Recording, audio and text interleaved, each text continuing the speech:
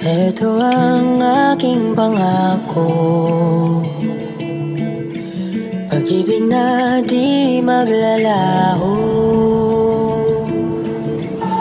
To be patient, to be kind and to be true, to love and to be loved by you.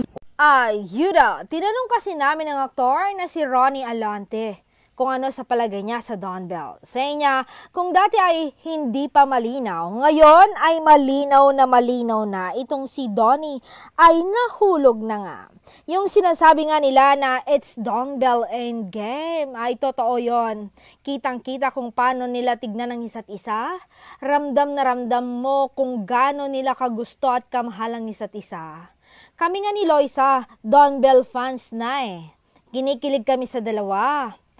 May nakapagkwento nga sa akin eh, wala na daw.